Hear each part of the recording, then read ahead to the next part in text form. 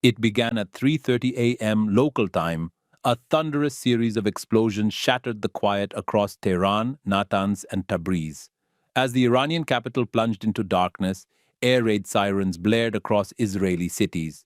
This was the opening salvo of Operation Rising Lion, Israel's most complex, daring, and high-risk military campaign in decades. For years, Iran's nuclear ambitions have been a red line for Israel. But never before had Tel Aviv unleashed a strike of this magnitude, scale, or surgical precision. On Friday, everything changed. Behind the scenes, the operation had been meticulously planned by the Israel Defense Forces and Mossad.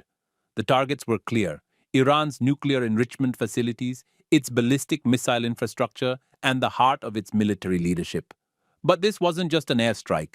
It was a multi-layered, multi-domain operation that involved years of groundwork. Camouflaged Israeli weapon systems hidden inside ordinary civilian vehicles were parked across Iran. They looked like delivery vans, but when activated remotely, they became precision-guided launchers. Their purpose? Neutralize Iran's surface-to-air missile defenses in the first minute of the assault. Simultaneously, Mossad agents already embedded deep inside Iran activated hidden strike systems placed near those very air defense sites. They delivered pinpoint hits just as Israeli fighter jets, over 200 of them, entered Iranian airspace. Perhaps most astonishing was the existence of a covert Mossad drone base near Tehran. This facility housed kamikaze drones, preloaded with explosives. The drones launched moments before the main strikes, targeting Iran's Esfejabad missile base, one of the regime's most strategic sites. Within the hour, explosions erupted across Iran's most sensitive military installations.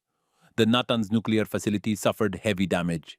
The IAEA later confirmed no radiation spike, but satellite imagery revealed significant infrastructure loss.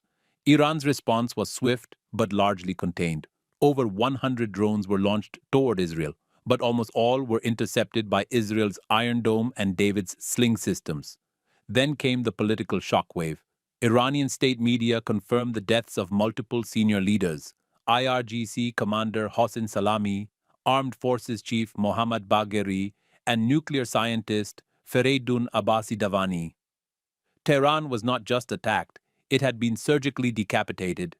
Back in Israel, Prime Minister Netanyahu addressed the nation. The Jewish state refuses to be a victim of a nuclear holocaust perpetrated by the Iranian regime.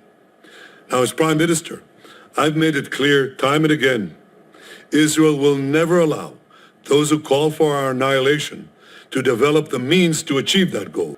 We struck at the heart of Iran's nuclear enrichment program. We struck at the heart of Iran's nuclear weaponization program. We targeted Iran's main enrichment facility in Natanz. We targeted Iran's leading nuclear scientists working on the Iranian bomb. We also struck at the heart of Iran's ballistic missile program.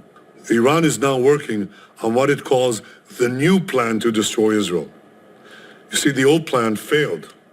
Iran and its proxies tried to encircle Israel with a ring of fire and to attack us with the horrible attack of October 7th. But the people of Israel, the soldiers of Israel, rose like lions to defend our country. To protect its skies, Israel declared a nationwide state of emergency.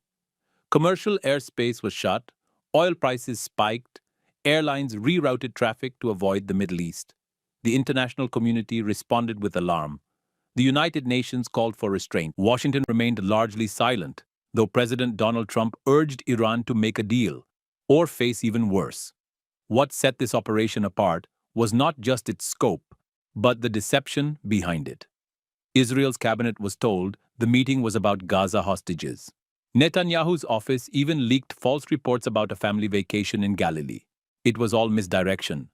Only 3 people knew the real target: Netanyahu, Mossad chief David Barnea, and Strategic Affairs Minister Ron Dermer.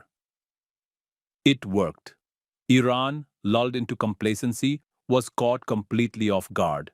Analysts say Israel's use of stealth, embedded agents, and remote sabotage represent a new era of warfare. But the story isn't over.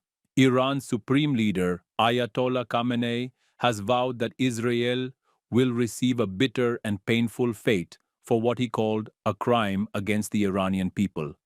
Operation Rising Lion is a turning point. The question is, what comes next?